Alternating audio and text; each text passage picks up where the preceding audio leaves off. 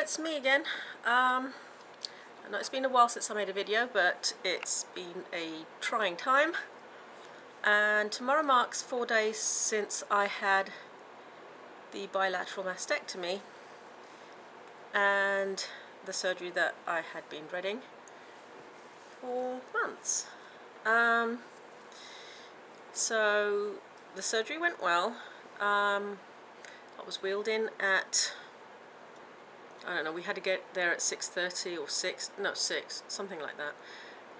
And I was taken in, and they didn't do any of their stuff with the dyes or anything like that while I was awake, I don't think. Maybe they did, I don't remember. Then they gave me something to, I said goodbye, blah blah, I don't remember any of this. I was just tired. I hadn't slept all night. I was so nervous, obviously because of the node thing. And so then they gave me something that apparently made me tell everybody in the room that I loved them, including the walls and the trolley I was on and the techs and everybody else. Anyway, I was taken out by about 8 or 9, and then I was in recovery by about 4:30 or 5 o'clock, and I was having problems breathing because of the amount of tightness underneath where they've created the pockets, and so it took a while for me to be taken out of the recovery place, and then finally I got to see my family, and Wade told me that the nodes were clear. Yay! The bit that I had been dreading the most was clear. Woohoo! Anyway, everything went well, and I was put on a catheter, which was probably a good thing because it would have probably hurt a lot to go to the bathroom, to actually physically stand up. As soon as I was wheeled into my room, I then had to be asked a billion questions by this obnoxious nurse who was like Nurse Ratched from, what film is it? One Flew Over the Cuckoo's Nest? I don't remember. I don't know, maybe I'm going senile now. I don't remember the film, but I've heard of a Nurse Ratched that's supposed to be really mean and nasty. Was that the one from that Stephen King film? I don't remember. Anyway, she was awful, and she was asking me these questions, and she asked me stuff like, would you like to have a heart massage if your heart stops today? That was one of the questions, and I thought, what? And that was like building up to questions like that. So the beginning was the same kind of crap that I'd filled out 3 times prior, had to do when I registered for the surgery, had to do the day I went in for the surgery, well, that morning, and then I was getting all these questions just after I'd come out of surgery. And then she'd ask me that, and I thought, well, wow.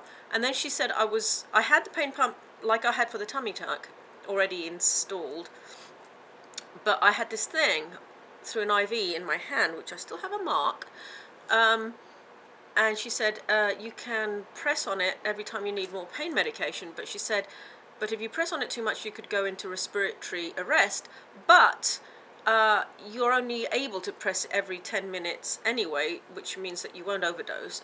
But the thing is, it was all going around in my mind, and all I took from that was respiratory arrest and dying and needing heart massage to revive me and all this, and I was like, whoa. Anyway, so eventually my kids and my husband could tell that I was getting more and more irate, and she asked me, why is your pulse so high? And I was like, because I'm getting more and more agitated, and I was nervous, and I was, I'd just come out of surgery, and I don't like surgery, and who does? And then she asked me about PVCs, which I've had in the past, but I deal with magnesium taurate, which, since I was on a 30-day monitor and it cured it, my doctors were fine with. And this was years ago, and I've had no problems since. And she was going on about that, and this, and that, and it was getting me more and more irate. Anyway, throughout this whole process, my blood pressure was good, which was, like, amazing, because this woman was pissing me the hell off. She eventually left. So that evening my head was, ooh, and Wade was allowed to stay, but it was awful because it was like they were having parties outside. They wouldn't let us close the door at night, and so they were dropping things, laughing. People were having loud conversations outside. They kept checking, which was fine. I had these things on my legs to help circulation because I wasn't allowed out of bed at this point because I was on the catheter. And they didn't know how to work them. Eventually one nurse, who was really, really lovely, came in and she figured it out, got a new machine and figured it out. And then, it would keep compressing my legs on and off throughout the night. But the noise was the worst. Then around 9, when the shift change came on, it went all quiet. And then they allowed us to close the doors. So then I got about an hour of sleep. But we chose right off the bat not to stay another night. And apparently my insurance had paid or was allowing 7 nights. But we thought, no, 1 was more than enough. So I went home that day with pain meds. And I was taking, this time, unlike last time with the tummy tuck, this time I actually did take Percocets. And this was on the Friday. The following Wednesday, I had to go see Dr. Felady. And, but we had heard from Dr. Blanchard's office. And she had the final pathology report, and she said the actual invasive part of the cancer was 4 millimeters, which is tiny. There was nothing at all on my right side. Brilliant. The nodes were clear, everything was great, blah, blah, blah. We postponed the appointment for the Thursday because I was in so much flipping pain. And it wasn't just the pain, it was the burning sensation all down this side on my ribs. Because what they do when they put in an expander on each side is that they have these things, that, and I've explained them before, they're really hard plastic. And then hadn't told me all this, but they sew them onto your body. I'd worked out with weights the day before my surgery, and my muscles were short apparently. My chest muscle, my pecs or whatever. And so he had less to work with muscle-wise, so he had to sew them onto my ribs, the expanders. And so they're sewn onto, and what I think somebody should invent is expanders for women who aren't as broad as other women, because not everybody's made the same way. I'm a small, short person, so I'm not that broad either. I looked broad because I had massive boobs, but once you take them away, I'm not that broad. And so the expanders go onto my sides. And so a lot of burning is from the nerves and from the stitching. And every time I get a fill, it pulls more because the footprint of the expander on your chest is shrinking as it expands out with the saline that they inject in. And so I'm getting so much more burning. Anyway, the first appointment was fine with Dr. Felady. What I've noticed though is that the stitching underneath my armpit, where they took the node, they took 2 nodes out because both of them took the dye. One took one dye, one took another dye, and they were both clear. But the stitching there is far worse than any of the stitching across both my breasts because he didn't do the stitching there. And it's all lumpy and feels like somebody left a little mini hot dog in my armpit. Maybe somebody did leave a mini hot dog in my armpit. But yeah, so the first appointment with him went fine. The following Monday I tried to make an appointment with Dr. Blanchard to see her that week, but she didn't have any. So I finally saw her last week, which was almost 3 weeks after the initial surgery. And I went to see her, and that went really well. She said everything was great. The invasive part, like I said, was very small. She gave me the pathology report. I've read it. Everything was just fine. She said there was a lot of tissue because I'd lost so much weight years ago. A lot of stringy, I can't remember what it was called, but anyway, she said there was a lot of fibrous tissue, that's it.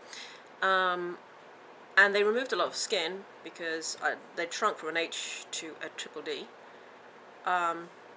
which is an F in England, but it's triple D here. or is it an E? It doesn't matter, it's just big. So they'd taken a lot of tissue and skin, but there's a lot of skin left over for the expansion process. So she was fine, and she said, I have to make an appointment, and I did, with an oncologist to discuss whether I have to go on the tamoxifen, and they're going to discuss it in they have a cancer board meeting every week or something where they discuss all their patients, and I was going to be in one of their meetings as a case, obviously a case study, and they were going to discuss whether I should be on tamoxifen or not because the cancer was so small, and if so, how many years. She reckoned maybe 1 to 2, if at all, and if I have any reaction to it, it would be fine if I wasn't on it, but I will do whatever they ask me to do because it's cancer, and you know, it was breast cancer, and it was, as small as it was breast cancer, and you know, if they think it's a good idea for me to take it to, you know, because I'm not going to have, that's it, I'm not going to have radiation or chemotherapy. This is my cancer was confirmed with the surgery, was estrogen fueled and very small amount of progesterone fuel, whatever.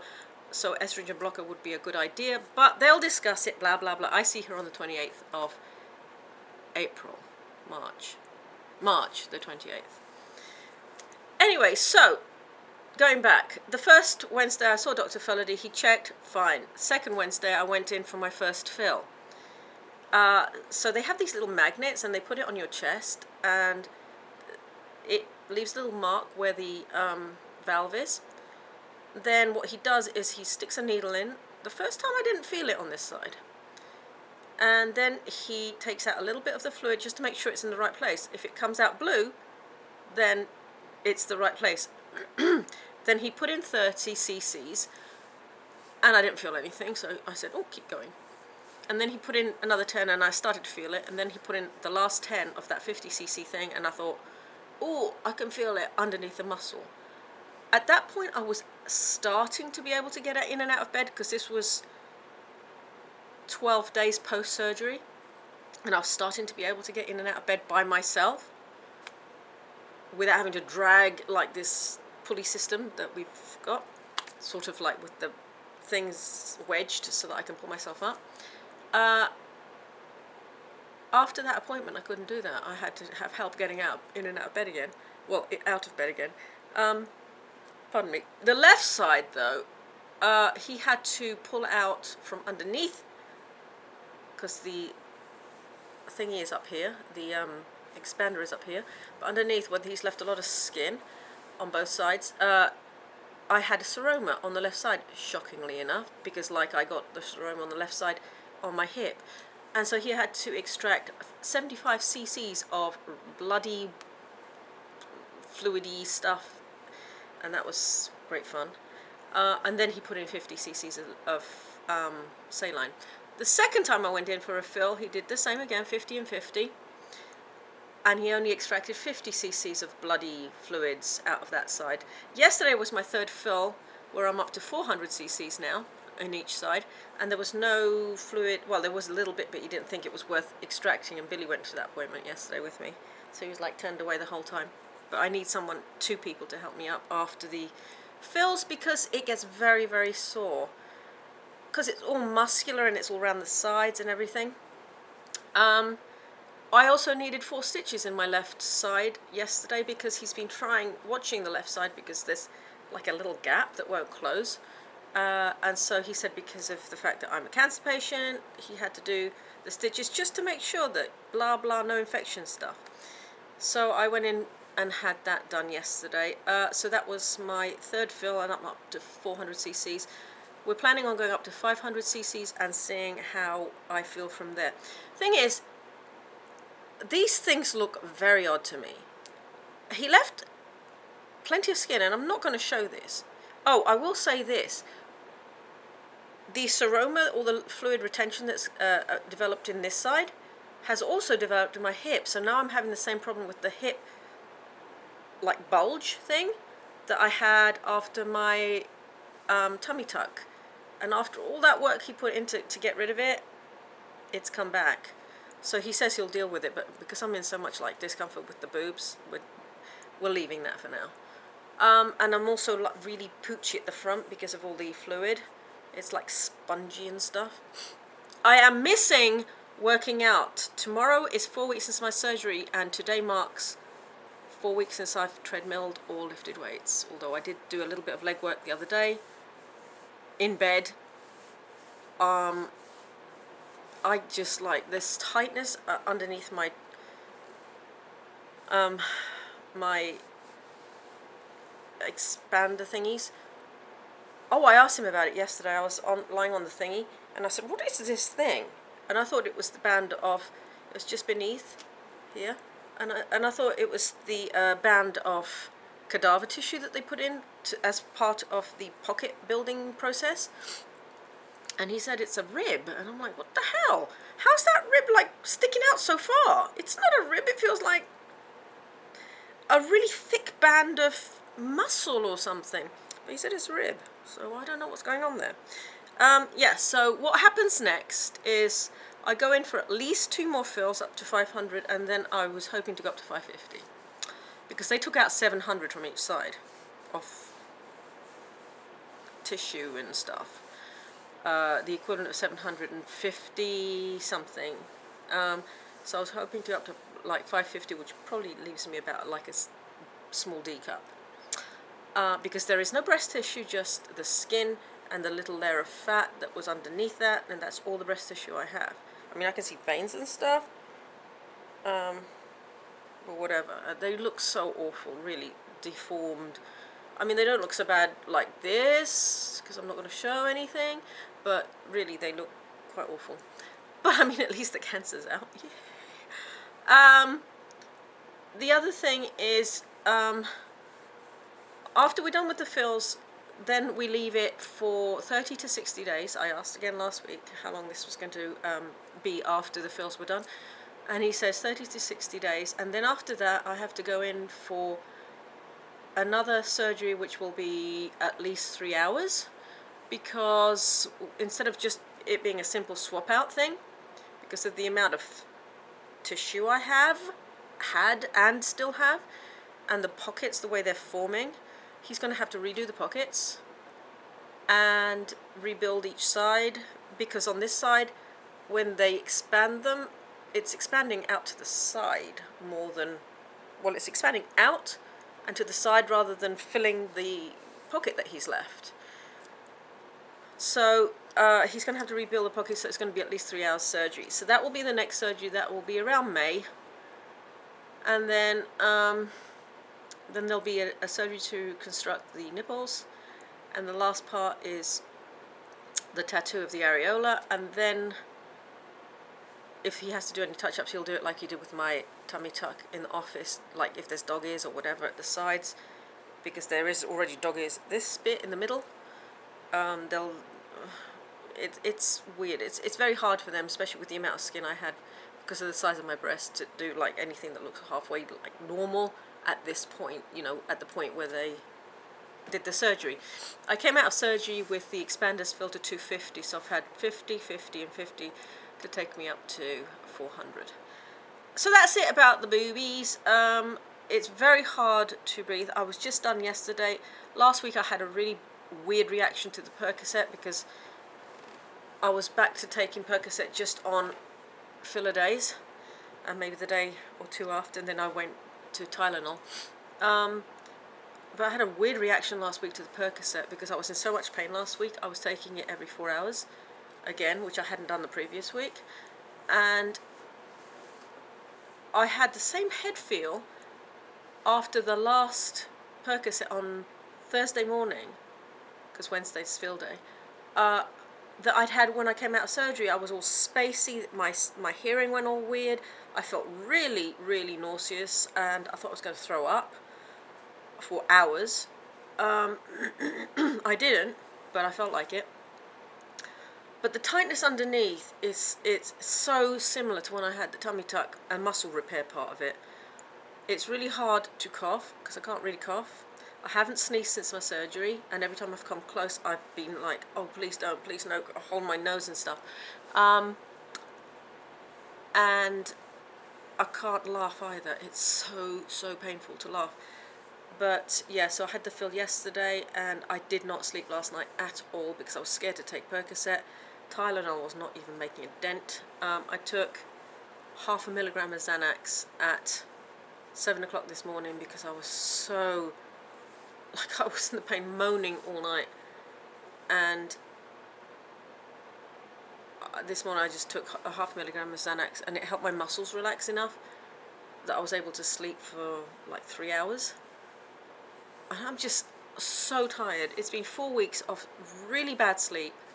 I get maybe an hour of sleep at a time.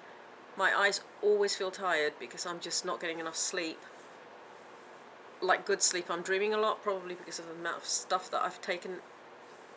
Well, I'm not really taking any heavy duty medication. Weird dreams, which if you're in a dream state, you're not getting really deep sleep. So I'm knackered. I am extremely tired. But, you know, there's a silver lining to this. I don't have to have chemotherapy. I don't have to have radiation. They got the cancer out. It was tiny. There was nothing at all in my right breast. So, you know, it was an extreme decision, but it's a decision I made. And it's a decision that you can't take back. So I'm really glad that... I'm not glad that I did it, but I'm glad that I did it. I know that doesn't make sense. I just, you know, it's done. And the recovery process, because of the fact that I did it, is much longer than had I done a lumpectomy, and it's painful. And it's every Wednesday when I go for a fill, I feel like I'm taking 3 steps back. But, you know, it's part of the process, and it's, you know, no chemo, no radiation, yay! So, and I want to thank my neighbours who came in and brought food. Tia and Melissa, and those brownies that Tia made were, they kept me sane that first week. They were lovely, thank you. And my children have been amazing. Billy, frick, burn. Billy will sit with me in bed while he's playing games or doing whatever, watching TV with me while I like catnap here and there. And Holly's been making me food, and the first week she was giving me my meds, and Wade was giving me my meds, and Oliver will give me hugs, and most of the time I don't even have to beg for his hugs now. Well, I do, but not as much as I used to. And it's been, you know, they've been really great. They've been helping me. Wade was off the first week, and he was basically by my side because thanks to the neighbours making the food, he didn't really have to cook much. So he was being there, and I felt really guilty waking him up after he went back to work the following week. So I haven't been waking him up at night unless I essentially basically had to do this, like pretend I wasn't in pain, but if it was really necessary I did wake him up, and I felt like I was a pain in the ass, and you know, every Wednesday I feel like I'm a pain in the ass again because I feel like I need to be helped out of flipping bed and stuff, and it's so annoying. But you know, 2 or 3 more fills left and that will be done, and then my body will get a chance to settle. And no chemo, no radiation! Woohoo! I got an IPSY bag. Gonna do a quick IPSY thing. So let's do it. Okay, first thing. It is a candied vanilla hand and body lotion, which I will give to Holly because I bought myself a massive thing of Nivea. I can smell it even though it's sealed, and I don't like vanilla. Holly likes vanilla, so she can have it. It is by Emporium Classics. You can't see it. Oh, my nails, I did them last week and they still look great. I love my nail varnishes. Pink gel coat. Perfect formula. Instantly strengthens, brightens, protects. Pink? It's like it was meant to be. It better be nail varnish. What the hell? What is this, a base coat? Apply direct to natural nail. You can recoat over dry paint. Okay. I guess it's a base coat by Perfect Formula. I will be using this, so I'm not putting it right in the box. Next. This is a big tub of something. Ooh. Bella Pierre Cosmetics Mineral Blush. I'll try it one day when I go back to wearing makeup. What in the heck? Smashbox New Photo Finish Primer Oil. It's a little tiny sample thingy of primer oil by Smashbox. I might try it if I ever go back to wearing makeup. And then we've got Dr. Brand Pore Dermabrasion Pore Perfecting Exfoliator. I will try this one. Alright, that's it for my IPSY. I do like the bag. Oh, and I've got to tell you, I've got a birthday coming up on the 14th, and I have been buying myself bags. I just got a very nice one. I've actually bought 3 bags, 4 bags, no 3 bags, and I just got one really cute one. I'm not going to tell you what it is because I will show it on my birthday, and I think I've ordered another one. Anyway, thanks for watching. Thank you for all the support. Thank you for all the messages. I'm sorry this is a long video. I'm not going to show you my boobies. Oh, Oliver found this little costume jewelry thing in his safe the other day, and so I'm wearing it. Thanks for watching, and thank you for all the good wishes, and please keep them coming because I'm not out of the woods yet, and there's a lot of women who are still in the woods, even worse than me. So don't, you know, if you're healthy, get fit if you're not fit, and you know, and really make the most of your health, basically, and enjoy your health, and you know, being healthy is something that we take for granted a lot of the time, and then suddenly something will hit you like a huge curveball and throw you for a loop and changes everything. So, you know, enjoy your health, and thank you for watching, and I'll see you next time. Bye.